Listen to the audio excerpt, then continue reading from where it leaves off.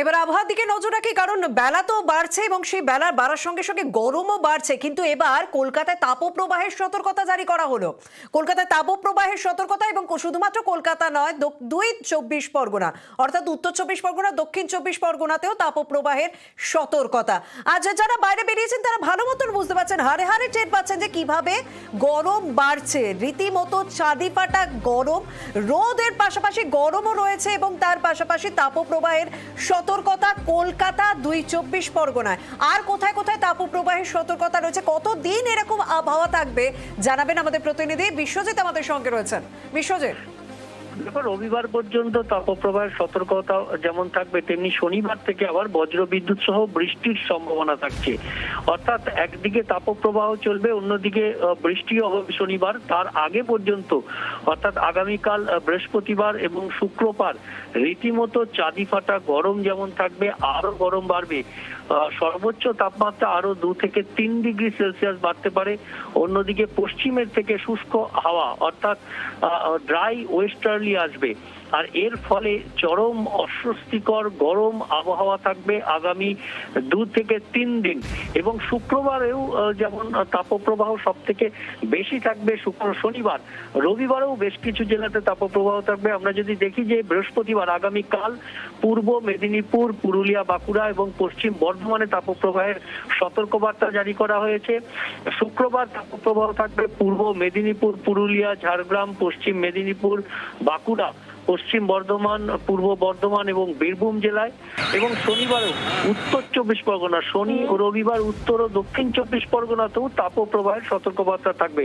পাশাপাশি বাংলাদেশের উপর একটি ঘূর্ণাবর্ত এবং বাংলাদেশ থেকে অরুণাচল প্রদেশ পর্যন্ত একটি টার্ফ তৈরি হচ্ছে, তার ফলে সাগর থেকে জলীয় বাষ্প ঢুকবে। শনিবার আবহাওয়ার এই পরিবর্তন, শনিবার যে বৃষ্টির পূর্বাভাস বলছো শনি এবং রবি, তাতে কি তাপমাত্রা কমবে? মানে তাতে কি কোনো রকম প্রভাব পড়বে না সেই আগের সপ্তাহে যেমন হয়েছিল যে গরমই বজায় থাকবে? না, একদিকে তাপপ্রবাহ চলবে, অন্যদিকে আবার বেলার দিকে বজ্রবিদ্যুৎ সহ বৃষ্টি। অর্থাৎ শনিবার বেশ কয়েকটি অন্তত 8 থেকে 9 জেলায় তাপপ্রবাহের সতর্কবার্তা থাকছে। পাশাপাশি শনিবার সন্ধে বা রাতের দিকে পূর্ব মেদিনীপুর, পুরুলিয়া, ঝাড়গ্রাম, পশ্চিম মেদিনীপুর এই জেলাগুলিতে সামান্য বজ্রবিদ্যুৎ সহ বৃষ্টি হতে পারে। এই বৃষ্টিটাই রবিবার বেশ কিছুটা বেড়ে যাবে। রবিবার প্রায় দক্ষিণবঙ্গের সব জেলাতেই বজ্রবিদ্যুৎ সহ বৃষ্টি, তার সঙ্গে 30 থেকে 50 কিলোমিটার গতিবেগে দমকা ঝোড়ো হাওয়া বইতে পারে। তবে সাময়িকভাবে স্বস্তি মিললেও তাপপ্রবাহ রবিবারেও চলবে বেশ কয়েকটি জেলাতে, এমনই পূর্বাভাস আবহাওয়া দপ্তরের বলা ভালো সতর্ক বার্তা। তবে উত্তরবঙ্গে বৃষ্টি আগামী কাল থেকে শুরু হচ্ছে দার্জিলিং, কালিম্পংয়ে, এবং সেই বৃষ্টি বাড়বে। শনি রবিবারে বৃষ্টি আরো বাড়বে উত্তরবঙ্গে। ধন্যবাদ। কাল থেকে তাপপ্রবাহ সবকটা জেলাতে নয়, বেশ কিছু জেলাতে, যেমন আপনার বলছি ইস্ট মেদিনীপুর, ওয়েস্ট বর্ধমান, বাঁকুড়া এবং পুরুলিয়া, মানে পশ্চিমের জেলাগুলো 6 ডেতে আরও বাড়লো। মেদিনীপুর মানে আমি কিন্তু 2টো মেদিনীপুর বলছি, বর্ধমান 2টো Bardhaman, Bankura, Purulia, Jhargram, Birbhum, more important is 2টো 24 পরগনা। আমরা পশ্চিমে পেতে অভ্যস্ত, ওটা কিন্তু এখন 2টো 24 পরগনা ঢুকে গেল। That means Calcutta is also included, Hooghly, হাওড়াও ইনক্লুডেড। কলকাতাতেও তাপপ্রবাহর সম্ভাবনা আছে। সেটা কবে বললাম আপনাকে? 6 এপ্রিলে। অর্থাৎ কলকাতা, 2 চব্বিশ পরগনা, হাওড়া, হুগলি সমস্ত জায়গায় তাপপ্রবাহের সতর্কতা জারি করা হয়েছে। এবার জেলার দিকে আমরা নজর রাখছি বাঁকুড়ায় সকালে 39.5 ডিগ্রি তাপমাত্রা পৌঁছেছিল এবং বেলা বাড়ার সঙ্গে সঙ্গে তাপমাত্রা আরও চড়বে বলে পূর্বাভাস রয়েছে। গরমে হাঁসফাঁস পুরুলিয়ার মানুষও। পুরুলিয়ায় সর্বোচ্চ তাপমাত্রা 38 ডিগ্রি সকালেই ছিল, বেলা বাড়ার সঙ্গে সঙ্গে তা প্রায় 40-এর কাছাকাছি। ঝাড়গ্রাম সকালের দিকেই ছিল 40 ডিগ্রি, সকাল দুপুরের দিকে 40 ডিগ্রি সেলসিয়াস ছিল।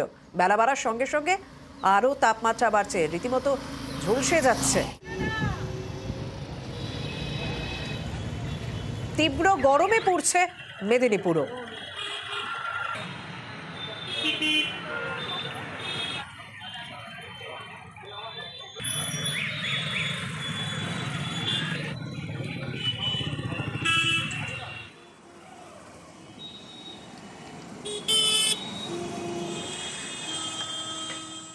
তবে তবে এই যে গরম বাড়ছে চৈত্র মাসেই, তখন কিন্তু জল এবং বিদ্যুতের একটা সমস্যা দেখা দেয়। তা নিয়ে ইতিমধ্যে সতর্ক নবান্ন জেলা শাসকদের নির্দেশ দেওয়া হয়েছে, জল এবং বিদ্যুতের সরবরাহ যাতে স্বাভাবিক থাকে সেদিকে নজর দিতে হবে। জল সংকট ঠেকাতে বাড়তি জোর দেওয়া হয়েছে, প্রয়োজনে ট্যাঙ্ক পাঠাতে হবে এলাকায়, যে জায়গায় জলের সমস্যা সেখানে প্রয়োজনে ট্যাঙ্ক পাঠাতে হবে। জেলায় জেলায় বিদ্যুৎ দপ্তরের আধিকারিকদের সঙ্গেও বৈঠকের নির্দেশ দেওয়া হয়েছে জেলা শাসকদের। জনস্বাস্থ্য কারিগরি আধিকারিকদের নিয়েও বৈঠকের নির্দেশ। বিদ্যুৎ সরবরাহ নিশ্চিত করতে হবে।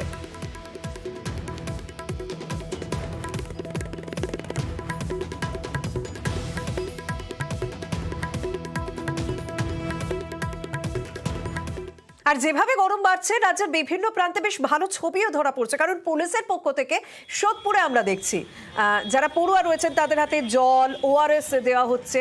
সাধারণ মানুষ যারা রাস্তায় না বেরোলেই নয়, যাদের কাজই রাস্তায় ঘুরে ঘুরে করতে হয়, তাদের জন্য কিন্তু বিশেষ ব্যবস্থা করেছে পুলিশ। সোদপুরে ছবি আমরা দেখছি, যেখানে সাধারণ মানুষের হাতে জল এবং ওআরএস তুলে ধরা হচ্ছে।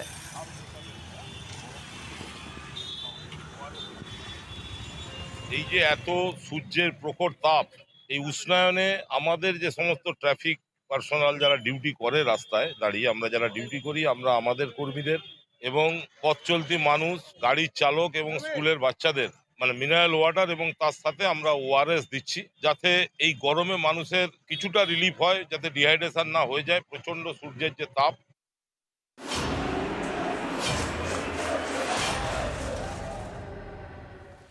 গরম হলে কি হবে, ভোটের গরমও তো বাড়ছে, সামনেই তো ভোট, তাই প্রার্থীরা প্রচারেও বেরিয়ে পড়েছেন। চাঁদি ফাটা রোদেই তারা প্রচার সারছেন। কেউ ঘাম মুছতে মুছতে ভোটের প্রচার করছেন, কেউ আবার গরম থেকে নিজেকে বাঁচাতে, শরীর বাঁচাতে ডাব এবং শরবতেই ভরসা করছেন, কেউ আবার টক দই খাচ্ছেন, কেউ নুন চিনির জল গুলে খাচ্ছেন, কিন্তু প্রচার চালিয়ে যাচ্ছেন।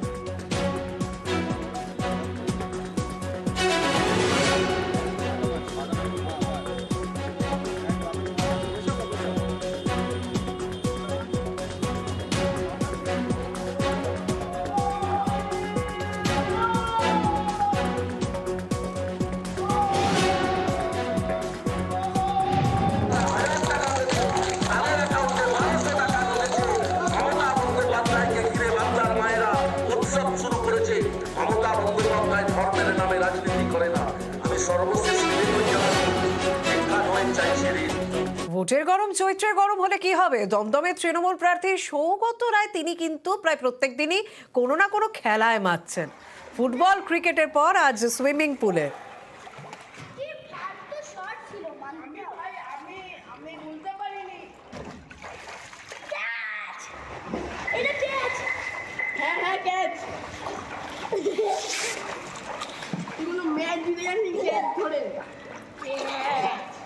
আমাকে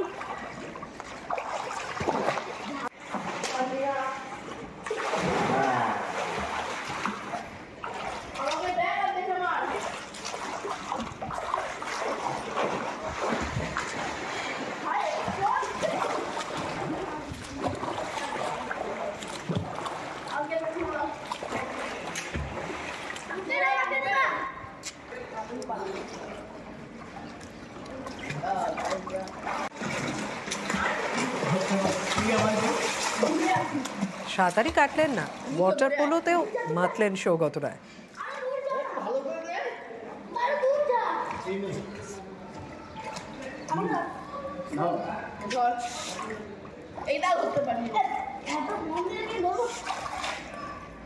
এই যে দেখছি গুড ক্যাচ, তুই জানিস